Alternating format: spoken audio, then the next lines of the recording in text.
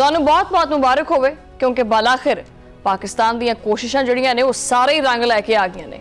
ਇਹ ਜਿਹੜੇ ਜੰਗ ਦੇ ਜਿਹੜੇ ਬਾਦਲ ਨੇ ਇਹ ਜਿਹੜੇ ਛਾਏ ਹੋਏ ਸੀ ਹਰ ਪਾਸੇ ਉਹ ਮਾੜੇ ਜਿਹੇ ਹਟਣਾ ਸ਼ੁਰੂ ਹੋ ਗਏ और ਜਿਹੜਾ ਇਹ ਬਾਰੂਦ ਦਾ ਜਿਹੜਾ ਸੇਕਾ ਜਿਹਾ ਸੀ और ਇਹਦੀ ਬੂ ਜਿਹੜੀ ਸੀ ਉਹ ਕਾਫੀ ਹੱਦ ਤੱਕ ਮਤਲਬ ਖਤਮ ਹੋ ਗਈ ਹੈ। ਜਿਹੜੀ ਸਦੀਆਂ ਪੁਰਾਣੀ ਦੁਸ਼ਮਣੀ ਸੀ ਉਹ ਬਰਸਾਂ ਦੀ ਜਿਹੜੀ ਕਸ਼ਮਕਸ਼ ਸੀ ਅੱਜ ਤਾਰੀਖ ਨੇ ਕਰਵਟ ਲੈ ਲਈ ਹੈ। और जनाबे वाला होया ये है कि अमरीका और ईरान एक बारी फिर मेज़ दे उत्ते आके बैठ गए। जी हाँ, यानी जो लगता सी ना कि नामुमकिन है इदा हो नहीं सकता वो हो गया। सदी का सब तो ज़्यादा वड्डा तनाज़ा जो हल होने के करीब पहुँच चुके हैं। कई दिन तक जारी कशीदगी, धमकियां, जवाबी बयानात, जवाबी वार और सफारती राबतियां तो बाद अमरीका और ईरान के दरमियान जिहड़ा ये अमन दा सुलह दा जिहड़ा एक मुआहिदा है उहदे उत्ते उसूली तौर ते इतफाक हो गया है। सब तो वड्डी खबर अज दी है ही ये।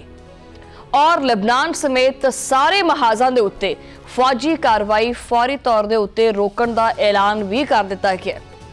ये कोई आम जी मामूली जी गल नहीं है, ये दुनिया दी तारीख दा सब तो वड्डा यू टर्न है कि हुण गोली नहीं चलेगी बल्कि बोली चलेगी, यानी गलबात होएगी। दोनों मुल्कां ने तस्दीक कर दी है कि वह एक तारीखी मुआहिदे दे उत्ते पहुंच चुके हैं और हुण इस मुआहिदे दे उत्ते बाज़ाब्ता तौर ते सिग्नेचर्स होणगे और वह होणगे जनाबे वाला 19 जून नूं यानी जुमे दे दिन स्विट्जरलैंड दे विच ओहदियां खूबसूरत वादियां दे विच। पूरी दुनिया दीयां नज़रां इस टाइम स्विट्जरलैंड जिहड़ियां ने ओह जमीआं पईयां ने कि इस मुआहिदे विच की होएगा। हुण इस मुआहिदे दे उत्ते बाज़ाब्ता दस्तखत जिहड़े ने ओह 19 तरीक नूं होण जा रहे ने। स्विट्जरलैंड दीयां भरपूर खूबसूरत वादियां दे विच पूरी दुनिया इस चीज़ नूं देखदी पई है और आउण वालियां नस्लां जिहड़ियां ने ओह देखदियां पईयां ने कि जिहड़ी ये तकदीर है ओह किदां बदलदी पई है।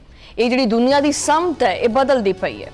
अमरीकी सदर डोनाल्ड ट्रंप ने जनाबे वाला इस बारे च बाकायदा एक ऐलान भी किया है, मुबारकबाद भी दी है और ऐलान यह किया है जनाबे वाला कि आबनाए हुरमुज़ नूं फौरी तौर दे उत्ते खोल दिता जाए और जिहड़ी बहरी नाकाबंदी लाई हुई सी वो भी खत्म हो जाए। और ट्रंप का कहना है कि हुण तेल की जिहड़ी तरसील है वो बहाल करने का वक्त आ गया। आलमी तजारत हुण दोबारा आपदे पैरां दे उत्ते खड़ोण लग पई है और ट्रंप ने दुनिया भर के जिहड़े माल बरादर जहाज ने उन्हां नूं दावत दित्ती है कि वो भी आण और आपदियां सरगर्मियां शुरू करन। दूजे पासे अमरीकी नायब सदर जेडी वैंस जिहड़े ने वो भी मैदान दे विच आ गए ने और उन्होंने फॉक्स न्यूज़ नूं एक इंटरव्यू दिता है जिहदे विच उन्होंने मुआहिदे नूं मशरक़े वुस्ता दे विच एक नवे दौर का आगाज़ भी करा दिता है। कहना की है उन्हां दा, उन्होंने आख्या जनाब कि सदर ट्रंप ने खलीजी ममालिक और आपदे इलाकाई इत्तेहादियां दे नाल मिल के इस मोजज़े वास्ते हकीकी सियासी और सफारती गुंजाइश जिहड़ी ओह पैदा कीती है। उन्होंने एक ऐसी जगह बनाई है जिथे इस पूरे खिते नूं बदलिया जा सकता है। हुण उम्मीद तां यही है कि ईरानियां दे नाल एक बिल्कुल नवा और पुराना जिहड़ा दौर है वो शुरू होएगा या हो गया। लेकिन जनाब कहानी दा दूजा रुख भी हैगा, यानी सिक्के दे दो रुख हुंदे, ठीक है। और वो ये भी है कि ईरान ने भी इस मुआहिदे की तस्दीक तां कर दी है लेकिन आपदे रवायती दबदबे दे नाल। ईरानी नायब सदर वजीर खारजा काजिम गरीबाबादी ने सरकारी टीवी के उत्ते आके साफ सुथरी खरी जी गल की है और आख्या है कि मुआहिदे के उत्ते सारिਆਂ ਨੂੰ अमल करना पएगा, सारिਆਂ ने करना है अमल, सिर्फ असी नहीं करना। और मुआहिदे का असल मतन जिहड़ा है वो दस्तखत होने तो बाद ही सामने लेके आया जाएगा।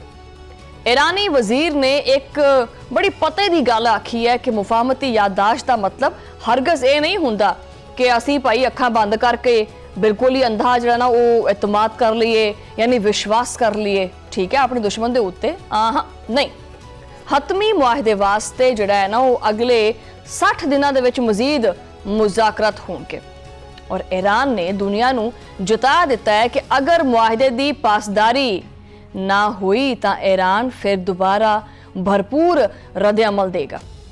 उन्होंने मजीद आख्या कि ईरान की फौजी ताकत ने ही अमरीका के इस मतन नूं हतमी शक्ल देने वास्ते मजबूर किया है। अच्छा, अगले 60 दिनों के मुज़ाकरात दे विच असल खेड हो गए और वो होएगा जनाब कि इन्हां मुज़ाकरात दे विच ईरान दे उत्ते जिहड़ियां पाबंदियां लगियां होईयां सी उहदे उत्ते खात्मे की गलबात होएगी।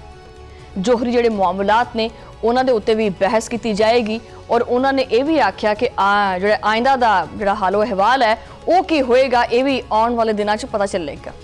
ਇਹਨਾਂ ਮੁਜ਼ਾਕਰਾਂ ਦੇ ਵਿੱਚ ਈਰਾਨ ਦੇ ਉੱਤੇ ਲੱਗੀਆਂ ਹੋਈਆਂ ਪਾਬੰਦੀਆਂ ਇਹਨਾਂ ਦੇ ਖਾਤਮੇ ਦੇ ਉੱਤੇ ਵੀ ਗੱਲਬਾਤ ਹੋਏਗੀ।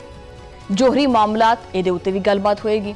ਉਹਨਾਂ ਨੇ ਆਖਿਆ ਜਨਾਬ ਕਿ ਆਇੰਦਾ ਜਿਹੜਾ ਇਹ ਸਾਰਾ ਸਿਸਟਮ ਹੈ ਇਹਦੇ ਉੱਤੇ ਜਿਹੜੇ ਅਖਰਾਜਾਤ ਨੇ ਕੀ ਹਿਸਾਬ ਕਿਤਾਬ ਬਣਿਆ ਕਿੰਨਾ ਨੁਕਸਾਨ ਹੋਇਆ ਉਹਦੇ ਬਾਰੇ 'ਚ ਵੀ ਗੱਲਬਾਤ ਕੀਤੀ ਜਾਏਗੀ ਔਰ ਆਪਦੇ ਜਿਹੜੇ ਮੁਤਾਲਬਾਤ ਨੇ ਉਹ ਵੀ ਇਸ ਮਤਨ ਦੇ ਵਿੱਚ ਜਿਹੜੇ ਨਾ ਉਹ ਸ਼ਾਮਲ ਕਰਾਏ ਜਾਣਗੇ। ਯਾਨੀ ਈਰਾਨ ਨੇ ਵੀ ਆਪਦੀਆਂ ਸ਼ਰਤਾਂ ਮਨਵਾਉਣੀਆਂ ਨੇ ਔਰ ਉਹ ਮਨਵਾ ਕੇ ਹੀ ਦਮ ਲਿਆ। ਆਲਮੀ ਬਰਤਾਨਵੀ ਨਸ਼ਰਿਆਤੀ ਇਦਾਰੇ ਰॉयटर्स ਨੇ ਵੀ ਇਸ 14 ਨਿਕਾਤੀ ਮੁਫਾਹਮਤੀ ਮੁਸਵਦੇ ਦੀ ਜਿਹੜੀ ਕੱਚੀ ਪੱਕੀ ਜਿਹੀ ਤੇ ਤਫਸੀਲਾਤ ਸੀ ਨਾ ਉਹ ਆਖਿਆ ਕਿ ਚਲੋ ਇੰਨਾ ਕੁ ਤਾਂ ਕਰ ਹੀ ਦਿੰਦੇ ਆ ਕਿ ਦੁਨੀਆ ਸਾਹ ਰੋਕ ਕੇ ਬੈਠੀ ਹੈ ਇਸ ਮੁਆਹਦੇ ਵਾਸਤੇ, ਚਲੋ ਦੱਸ ਹੀ ਦਿੰਦੇ ਆ। ਉਹਨਾਂ ਨੇ ਇਸ ਮੁਜਵਜ਼ਾ ਮੁਆਹਦੇ ਦੇ ਵਿੱਚ ਐਟਮੀ ਪ੍ਰੋਗਰਾਮ, ਆਬਨਾਏ ਹੁਰਮਜ਼ ਦਾ ਖੁੱਲਣਾ ਔਰ ਤੇਲ ਦੇ ਉੱਤੇ ਪਾਬੰਦੀਆਂ ਦੀ ਛੂਟ ਇਹ ਸ਼ਾਮਲ ਕੀਤੀ ਹੈ।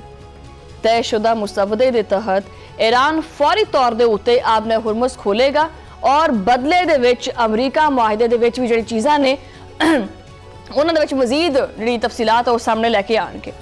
ईरानी तेल के उत्ते पाबंदियां वो हटाईयां जाणगियां और सब तो वड्डी गल यह है कि अमरीका ईरान के मुंजमे जिहड़े 24 अरब डॉलर के असासे बहाल करने दे उत्ते भी राजी होएगा।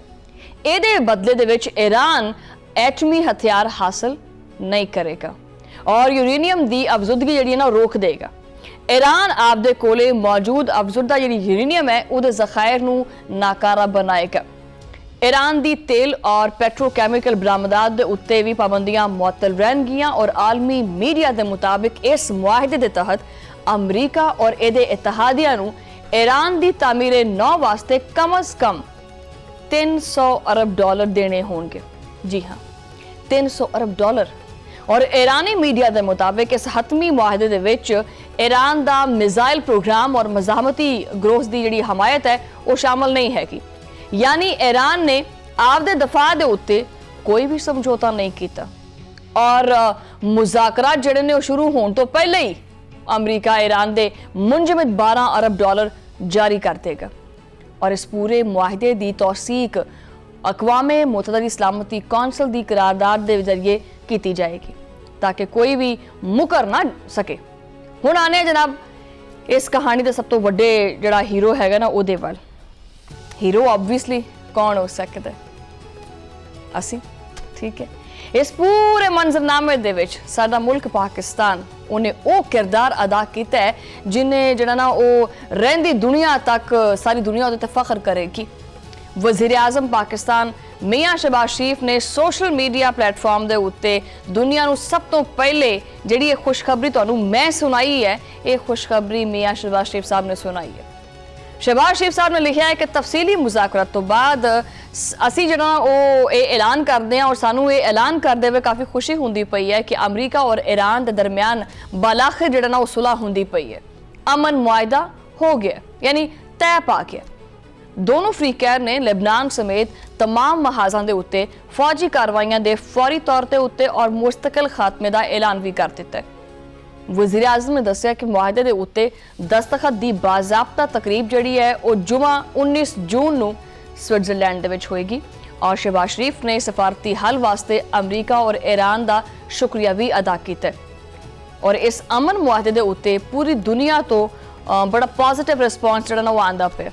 तुर्किया, कतर और बरतानिया समेत होर भी बथेरे आलमी रहनुमा ने जिन्हां ने इनू मशरक़े वुस्ता दे विच पायदार अमन की एक तरफ बहुत वड्डा कदम करार दिता है।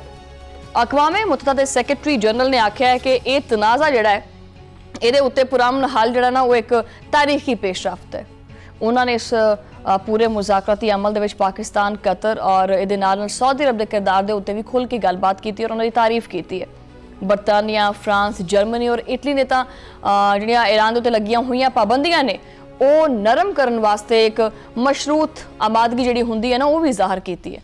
इन्हां यूरोपी मुमालिक का कहना है कि अगर ईरान जोहरी प्रोग्राम के उत्ते कोई ऐसे इकदाम करे कि जिहड़े मन्ने जा सकन जिन्हां दी कोई काबिल तस्दीक होवे तां ये पाबंदियां हटाउण नूं भी तैयार है। इहदे नाल उन्होंने लेबनान की खुदमुख्तारी की मुकम्मल हिमायत का भी ऐलान किया है।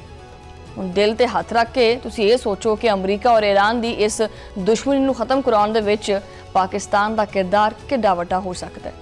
पाकिस्तान दुनिया का वाहिद मुल्क है जिन्हें अमरीका और ईरान दोनों दे नाल बैक वक्त बेहतरीन राबते बरकरार किए, ना उन्होंने नाराज किया ईरान नूं और ना ही किया अमरीका नूं।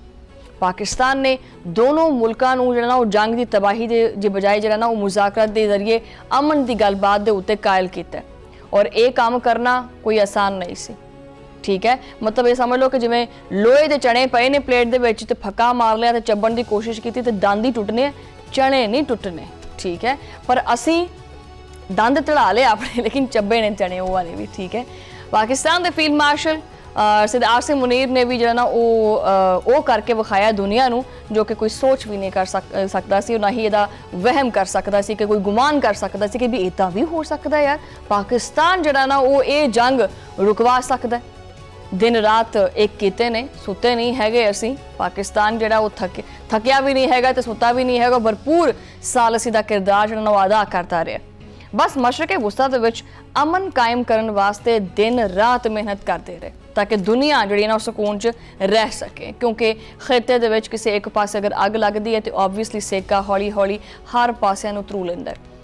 दुनिया भर के रहनुमावां दे नाल मुलाकातां कीतियां, टैलीफोन के उत्ते लंबे लंबे राबते किए, सियासी क्यादत वज़ीर आज़म शहबाज शरीफ, नायब वज़ीर आज़म इसहाक डार और वज़ीर दाखिला मोहसिन नकवी ने अमन वास्ते जो ना वो इस मिशन वास्ते दुनिया भर के जोड़े तूफानी दौरे ने वो किए ने। पाकिस्तानी क्यादत ने दुनिया नूं एक बहुत वड्डी आलमी जंग और तबाही तो बचा लिया, और सच्ची गल तो यह है कि दुनिया नूं इन्नी वड्डी तबाही तो बचाने वास्ते पाकिस्तानी क्यादत दे वास्ते हुण मेरे ख्याल च एक नोबल अमन इनाम तो बनता है ना, कि नहीं बनता। अगर पाकिस्तान ये कोशिश ना करता तो शायद दुनिया जिहड़ी है वो बारूद दे ही फक्के मारती रहिंदी। ये वाहिदा सिर्फ एक कागज़ का टुकड़ा नहीं है, ये असरात पूरी दुनिया के उत्ते पैणगे। आलमी मार्केट दे विच तेल दीयां कीमतां थल्ले आउणगीआं, सुख दा साह आवेगा, और जिहड़ा ए जिन बड़ा भूतरिया पिया ना महंगाई दा, ये कम अज़ कम बंद हो जाएगा बोतल दे विच, और गरीब आवाम नूं सुख दा साह आएगा, खुशहाली आएगी। पाकिस्तान ने दुनिया नूं वो करके दिखाया है कि असीं सिर्फ और सिर्फ इमदाद लैण वाले नहीं हैगे, असीं सिर्फ अपना कटोरा जिहा लैके बाहर मंगण नहीं जांदे हैगे, असीं अमन की गलबात भी करते हैं। ठीक है, बल्कि दुनिया नूं अमन का राह दिखाउण वास्ते अमन के सफीर बनते हैं, और असीं उही हैं।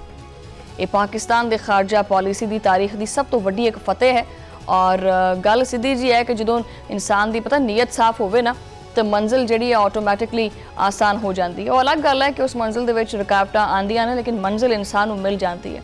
सिर्फ अमरीका और ईरान की ये कामयाबी नहीं होएगी, ये अमन की कामयाबी होएगी, ये मुज़ाकरात की कामयाबी होएगी, ये सफारतकारी की कामयाबी होएगी, और इस सोच की कामयाबी होएगी जो कहती है कि दुनिया नूं बारूद नहीं बल्कि गलबात नाल बेहतर बनाया जा सकता है। हुण तां खैर देखना यही है, देखना की है बल्कि इस दिन का इंतज़ार करना है कि जुमे वाले दिन स्विट्जरलैंड दे विच जदों इस माहदे दे उत्ते बाज़ाब्ता तौर दे उत्ते सिग्नेचर्स होणगे, साइन होणगे, तां दुनिया किस तरह एक नवे दौर दे विच दाखिल होंदी है। लेकिन गल एक तां तय ही है कि इस तारीख के सुनहरे जो ना वो मौके के उत्ते पाकिस्तान का नाम जो ना सब तो उत्ते लिखा जाएगा, क्योंकि असी जो ना वो जी जंग की अग है ना ये बुझाई है, और इंसानियत नूं जियो और जीने दो ये पैगाम दिता है।